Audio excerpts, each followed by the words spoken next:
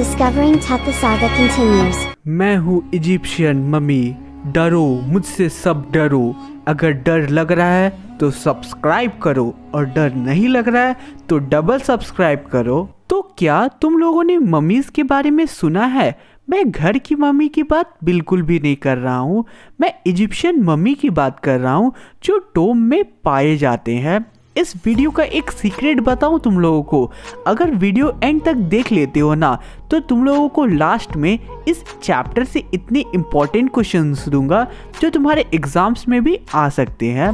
सो आज का पूरा चैप्टर इजिप्शियन मम्मीज के बारे में है एंड जिन स्टूडेंट्स की फेवरेट सब्जेक्ट हिस्ट्री है ना, लिटरली उन लोगों को इस चैप्टर को पढ़ने में अलग ही लेवल का किक मिलेगा एंड जिन्हें हिस्ट्री से नफरत है या इंटरेस्ट नहीं है उन्हें भी मजा आएगा, क्योंकि तुम्हारे आयुष भैया 3D एनिमेटेड टेक्निक से इस चैप्टर को ऐसा समझाएंगे ना कि एग्जाम में फुल मार्क्स स्कोर करोगे तुम लोग। सो आज हम लोग पढ़ने वाले हैं तुम्हारे हॉर्नबिल बुक का chapter number 3, that is discovering टूट द सागा कंटिन्यूज। सो आराम से चुकू मुकू बैठो, हेडफोन को कानों में डालो और एक्सप्लेनेशन का मजा लो। तो अब चलो आज के वीडियो को शुरू करते हैं। हेलो, मैं हूँ किंग टूट एंड मैं इस चैप्टर का सबसे मेन कैरेक्टर हूँ एंड तुम लोगों को मेरा नाम इस पूरे चैप्टर में सभी जगह दिखने वाला है। मेरी डेथ उसी टाइम हो जाती है जब मैं टीनेजर था। मैं लास्ट रूलर था अपनी पावरफुल फैमिली का जिन्होंने सेंचुरीज तक इजिप्ट में राज किया था। ऑथर हमें बताते हैं कि जब से किंग टूट की टोम यानी मकबरा का डिस्कवरी हुआ 1922 में, तब से काफी ज्यादा डाउट्स थे कि आखिर किंग टूट की डेथ कैसे हुई और मोस्ट प्रोबेबली सभी का मानना था कि उनका मर्डर हुआ था, क्योंकि इसकी पॉसिबिलिटी सबसे ज्यादा हाई थी क्योंकि उनकी डेथ काफी यंग एज में हुई थी। अब किंग टूट की टोम को 80 साल में पहली बार सीटी स्कैन के लिए ले जाया जा रहा था, जिससे बहुत सारे नए क्लूज मिलते उनके लाइफ एंड उनके डेथ के बारे में। जब किंग टूट की बॉडी को सीटी स्कैन के लिए उनकी सीमेंट्री से बाहर ले जाया जा रहा था, जिसे वैली ऑफ किंग के नाम से जाना जाता है, तब मौसम बहुत खराब हो जाता है। तेज विंड ब्लो होने लगती है, ब्लैक क्लाउड्स पूरे डेजर्ट को घेर लेते हैं। 5 जनवरी 2005 को शाम के 6 बजे पहली बार वर्ल्ड्स मोस्ट फेमस मम्मी को सीटी स्कैन के लिए ले जाया जा रहा था, जो 3300 साल पहले मरा था। आफ्टरनून के टाइम पे पूरी दुनिया भर से टूरिस्ट आए थे उस रॉक कट टोम को देखने, उसे रिस्पेक्ट देने जो जमीन के 26 मीटर नीचे रखी थी। जो टूरिस्ट वहां आए थे वो वॉल्स पे बनी हुई लार्ज पेंटिंग्स देखते हैं ग्राउंड के नीचे। किंग टूट की कॉफिन देखते हैं जो गोल्ड की थी। उस कॉफिन की सबसे स्ट्राइकिंग फीचर ये थी कि वो जो कॉफिन था वो पूरा मम्मी की शेप में बना हुआ था। कुछ विजिटर गाइड बुक को रीड कर रहे थे और कुछ चुपचाप खड़े होते हैं और सोच रहे होते हैं कि आखिर किंग टूट की डेथ इतनी कम एज में कैसे हुई होगी, या फिर वो फैरो के श्राप के बारे में सोचकर कांपने लगते थे कि क्या फैरो की कर्ज की बातें सच्ची है कि अगर कोई भी मम्मी को छेड़ने की कोशिश करेगा तो उसके साथ कुछ भी गलत होगा या फिर उसकी डेथ हो जाएगी। वो लोग सोच में थे कि क्या ये सारी बातें सच है। जाही हवस, ओ सॉरी हवास, क्या यार मेरा इसमें कोई भी गलती नहीं है, लोग अपना नाम इस टाइप में रखते हैं तो मेरा कोई गलती नहीं है। जाही हवास जो Egypt supreme council of antiquities के सेक्रेटरी जनरल है, वो बोलते हैं कि 1920 में कार्टर ने जो किया उसके चलते मम्मी की हालत इतनी खराब हो गई है। कार्टर का फुल नेम हावर्ड कार्टर था। तो हावर्ड कार्टर एक ब्रिटिश आर्कियोलॉजिस्ट था जिसने 1922 में पहली बार किंग टूट के टोम को डिस्कवर किया था, बहुत कोशिशों के बाद। आगे हमें बताया जाता है कि ये आज तक का रिचेस्ट रॉयल कलेक्शन की डिस्कवरी थी, यानी ऐसी डिस्कवरी आज तक नहीं हुई थी जिसमें इतने प्रीशियस आइटम्स मिली हो। इस डिस्कवरी में गोल्ड के बहुत सारे आइटम्स मिलते हैं, तो सनसनी फैल जाती है उस टाइम पे एंड आज भी इस पे लोग बहुत ज़्यादा अटेंशन देते हैं। किंग टूट इन सारी चीज़ों के साथ इसलिए दफनाए गए होंगे ताकि अगर उनका फिर से जन्म होता है यानी रीबर्थ होता है तो इन सारी चीज़ों को वो यूज़ कर पाए, जैसे कि board games, bronze razor, wine, linen undergarment, क्या यार किंग टूट दोबारा जन्म लेंगे तो इतना पुराना अंडरगारमेंट पहनेंगे? ये सब छोड़ो, तुम लोग बस वीडियो को ऐसे ही देखते रहोगे कि सब्सक्राइब भी करोगे चैनल को? नहीं किया तो अच्छे बच्चे जैसे कर देना। तुम लोगों से एक चीज तो मांगता हो, वो भी तुम लोग नहीं देते हो। लेकिन कोई ना, तुम लोग मेरी हेल्प करो ना करो, मैं तुम्हारी हेल्प हमेशा करूंगा। तो अब चलो आगे बढ़ते हैं हम लोग। महीनों तक उस ट्रेजरी पे केयरफुल रिसर्च किया गया। इसके बाद कार्टर ने 3 कॉफिन पे रिसर्च शुरू किया। जब उन्होंने पहले कॉफिन को ओपन किया तो वो देखते हैं कि किंग टूट की बॉडी एक श्राउड से ढकी है, यानी एक क्लोथ से ढकी है, और उस पे विलो एंड ऑलिव की लीव्स की माला थी। Wild salary, lotus petals and cornflour की मालाएं चढ़ी हुई थी, जिससे ये पता चलता है कि फ्यूनरल का टाइम मार्च और अप्रैल का मंथ था, क्योंकि उस टाइम पे ही ये फ्लावर्स अवेलेबल होते हैं। जब कार्टर किंग टूट की मम्मी के पास फाइनली पहुंचता है तो उसे कुछ प्रॉब्लम होती है। जब कार्टर ने किंग टूट की मम्मी को यानी कि डेड बॉडी को निकालने की कोशिश की तो वो देखता है कि जिन रेजिन्स में किंग टूट की बॉडी लिपटी थी वो सख्त हो गई थी, एक सीमेंट के जैसे। रेजिन्स का मतलब sticky substance that is produced by tree. Resins ऐसी सब्सटेंस होती है जो चिपचिपी होती है एंड इससे फेविकॉल भी बनती है आज के जमाने में। तो किंग टूट के बॉडी के साथ रेजिन यूज किया गया था, जो टाइम के साथ बॉटम में जाकर सेटल हो गया था, और किंग टूट की बॉडी गोल्ड कॉफिन के साथ चिपक गई थी, और नॉर्मल फोर्स से कोई भी फायदा नहीं हो पा रहा था। और कार्टर आगे लिखता है, अब क्या किया जाए? अब कार्टर ने उस मम्मी को बहुत ही कड़ी धूप में रख दिया, जिससे कॉफिन का टेम्परेचर 149 डिग्री फ़ारेनहाइट तक पहुंच गया था। लेकिन उसका ये जो आइडिया था वो फ्लॉप हो जाता है और डेड बॉडी को कोई भी फर्क नहीं पड़ता है। कार्टर अब मम्मी को चिजल से काट कर बाहर निकाल लेता है। चिजल की फोटो तुम लोग अपने स्क्रीन पे देख सकते हो। बेसिकली ये एक टूल है जो वुड को काटने में यूज किया जाता है, वुड को छीलने में यूज किया जाता है।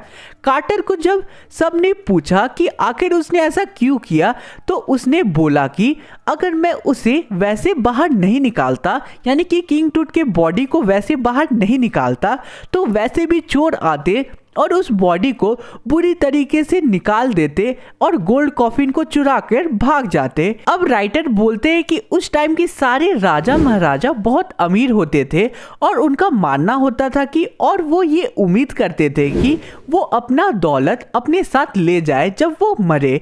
तो एक चीज बताओ कि इस चैप्टर को लिखने का कष्ट किसने किया है? कमेंट में बताना। अभी आधा चैप्टर लगभग कंप्लीट होने वाला है। किंग टूट के बॉडी पे अलग अलग चीजें थी, जैसे precious collars, inlaid necklaces, bracelets, rings, sandals, amulets etcetera and और भी चीजें थी, एंड सारी चीजें प्योर गोल्ड की बनी हुई थी। कार्टर ने सारी चीजों को किंग टूट की बॉडी से उतारने के लिए उनके मेन पार्ट्स जैसे हेड एंड अलग अलग जॉइंट्स को अलग कर दिया, जिससे मम्मी बहुत ज्यादा डैमेज हो गया था। इसलिए जाहिर आवाज बोलते हैं कि सारा कारनामा तो कार्टर बाबा का है। तुम लोगों को क्या लगता है, कार्टर ने सही किया कि गलत? अपने उच्च विचार मुझे कमेंट एरिया में कमेंट करके बताओ। मैं तुम लोगों को हार्ट जरूर दूंगा, एंड वैसे भी मेरा हार्ट तो तुम लोगों के पास ही रहता है। कार्टर ने किंग टूट की बॉडी के बॉडी पार्ट्स को एक वुडन बॉक्स जिसमें सैंड भरी होती है उसमें रीअसेंबल करके रख दिया था, जो आज भी वैसी ही रखी हुई थी। आर्कियोलॉजी में टाइम के साथ बहुत ज़्यादा चेंजेस आए हैं। पुराने ज़माने में आर्कियोलॉजी का main M treasury and precious चीज़ें ढूंढना होता था, लेकिन आज के ज़माने में फोकस लाइफ पे किया जाता है कि आखिर पुराने ज़माने में लोग कैसे लाइफ जिया करते थे, और डेथ से रिलेटेड मिस्ट्री पे फोकस किया जाता है आज के आर्कियोलॉजी में। आज के टाइम पे जो टूल्स यूज किए जाते हैं वो भी एडवांस हो गई है। 1968 में जब कार्टर को डिस्कवरी किए हुए 40 साल से भी ज़्यादा का टाइम बीत जाता है, तो एक एनाटॉमी का प्रोफेसर ने किंग टूट की मम्मी का एक्सरे किया, तो एक बहुत ही शॉकिंग चीज़ पता चलता है किंग टूट की बॉडी के बारे में। किंग टूट की ब्रेस्ट बोन्स एंड आगे की रिब्स गायब थी। आज की डायग्नोस्टिक इमेजिंग कंप्यूटेड टोमोग्राफी और सीटी स्कैन की हेल्प से किया जाता है। अब राइटर आगे बोलते हैं कि सीटी स्कैन के बाद मेजर टास्क ये पता लगाना था कि आखिर किंग टूट की डेथ कैसे हुई, और उसकी डेथ हुई तो वो कितने साल के थे। किंग टूट की डेथ से सभी राजा महाराजा बहुत शौक थे उस टाइम के।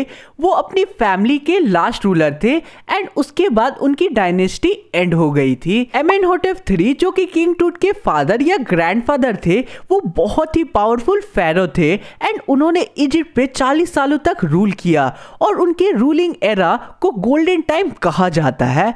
एमेनहोटेप IV जो कि उनके बेटे थे, जब उनका रूल शुरू होता है तो वो टाइम इजिप्ट की एंशिएंट हिस्ट्री का स्ट्रेंजेस्ट टाइम था। अब ये जो नया रूलर था ये अथेन की वर्शिप को प्रमोट करता है, यानी सन डिस्क की वर्शिप को प्रमोट करता है और बाद में फिर से अपना नाम चेंज करके अखेनातन रख देता है, जिसका मतलब था सर्वेंट ऑफ एथेन। और फिर वो अपनी कैपिटल को भी शिफ्ट कर देते हैं। पुराना कैपिटल था थीव्स, बट वो नया कैपिटल अमरना को बना देते हैं। आगे ये जो नया रूलर था वो एक शॉकिंग स्टेप लेते हैं और अमुन की फोटोज और स्टैचू पे अटैक कर देते हैं और उनके टेम्पल्स को बंद करवा देते हैं। अमुन कौन थे? अमुन इजिप्ट के मेजर गॉड थे एंड सभी उनकी वर्शिप किया करते थे। यूनिवर्सिटी ऑफ शिकागो रिसर्च के डायरेक्टर रे जॉनसन बोलते हैं कि वो टाइम इजिप्ट के लिए बहुत हॉरिफाइंग होगा। अब जो फैमिली जिसने सेंचुरीज तक इजिप्ट पे रूल किया था, उनकी डायनेस्टी खत्म हो रही थी। जो अखेनातन थे वो भी अब अचानक अजीब बिहेव करने लगे थे। अखेनातन की डेथ के बाद एक मिस्टीरियस रूलर स्मेनखखारे रूल में आता है और फिर बिना कोई ट्रेस छोड़े गायब भी हो जाता है। उसके बाद फिर यंग रूलर तुतैनखातेन, जिसे हम आज किंग टूट के नाम से जानते हैं, वो रूल में आता है। बहुत जल्दी किंग टूट अपना नाम चेंज करके तुतैनखामुन रख देते हैं, जिसका मतलब था लिविंग इमेज ऑफ आमून, और इससे वो पुरानी चीजों को रिस्टोर करने की कोशिश करते हैं। किंग टूट 9 इयर्स तक रूल करते हैं और फिर मिस्टीरियसली उसकी डेथ हो जाती है। जो भी स्टूडेंट्स ने इस वीडियो को यहाँ तक देख लिया ना, उसे मैं गारंटी देता हूँ कि एग्जाम में इस चैप्टर से वो अच्छे मार्क्स स्कोर कर लेगा। चलो अब टाइम वेस्ट नहीं करते, आगे बढ़ते हैं। इजिप्ट में बहुत सारी ममीज पाई जाती है। इजिप्ट में कितनी ममीज है ये किसी को नहीं पता है। इजिप्शियन ममी प्रोजेक्ट जो 2003 में स्टार्ट हुई थी, उसमें 600 ममीज की लिस्ट बनाई गई और भी खोज जारी है। किंग टूट पहली मम्मी थी जिसकी सीटी स्कैन हुई थी। सीटी मशीन ने 1700 डिजिटल एक्सरे इमेज निकाली थी किंग टूट की हेड से टो तक।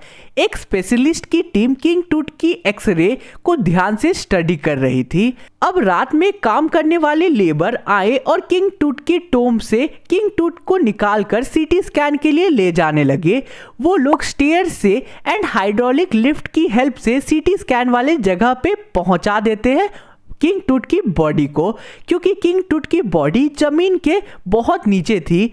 20 मिनट बाद 2 आदमी दौड़ते हुए नियर बाय ऑफिस से आते हैं एंड वो अपने हाथ में एक प्लास्टिक फैन पकड़ के आते हैं। जो $1 मिलियन का स्कैनर था वो उसमें मिट्टी जाने की वजह से वो हीट अप हो रही थी एंड वो खराब हो गई थी। वहां खड़ा गार्ड अब जोकिंग मैनर में बोलता है ये फेरो का श्राप है। अब वो प्लास्टिक के फैंस के वजह से स्कैन अच्छे से कंप्लीट हो जाता है एंड फिर वो लोग किंग टूट की बॉडी को वापस से टोम में रख देते हैं। अब सीटी स्कैन में जितनी भी इमेज ली गई थी वो एक टेक्नीशियन कंप्यूटर के स्क्रीन पे एक साथ सबको दिखाता है। जाही हवास चेयर पे बैठे हुए हंस रहे होते हैं एंड वो रिलीफ थे कि सब कुछ अच्छे से हो गया था। अब जब ये सारा प्रोसेस खत्म हो गया था तो वो बाहर आए तो विंड भी रुक चुकी थी जो स्टार्टिंग से चल रही थी। अब ऑथर हमें आगे बताते हैं कि किंग टूट के एंट्रेंस के जस्ट ऊपर ओरियन कॉन्स्टिलेशन देखने को मिलता है। ओरियन एक पैटर्न होता है जो ग्रुप ऑफ स्टार्स मिलके बनाते हैं। तो एंशिएंट इजिप्शियन के अकॉर्डिंग ये कॉन्स्टिलेशन ओसिरिस जो गॉड ऑफ आफ्टर लाइफ है उसका सोल है जो किंग टूट को प्रोटेक्ट कर रहा है। तो आज का हमारा पूरा वीडियो कंप्लीट होता है। अब तुम्हारे स्क्रीन पे जो क्वेश्चन तुम लोग देख रहे हो ये बहुत ही इंपॉर्टेंट क्वेश्चंस है एंड ये चांसेस है कि तुम्हारे एग्जाम्स में भी आ सकता है। इसे बहुत ही अच्छे से कंप्लीट कर लेना। अब आंसर कहाँ मिलेगा तुम लोगों को? आंसर को मैं अपने टेलीग्राम ग्रुप में एक PDF के फॉर्म में शेयर कर दूंगा, ज्वाइन कर लेना, वहां तुम लोगों को इजिली अवेलेबल हो जाएगा। लिंक टेलीग्राम चैनल का डिस्क्रिप्शन में गिवन है, ज्वाइन कर लेना, नहीं तो कमेंट करके पूछोगे तो मैं भी तुम लोगों को लिंक प्रोवाइड कर दूंगा। तो अब चलो मिलते हैं किसी और वीडियो में। Thanks for watching the video.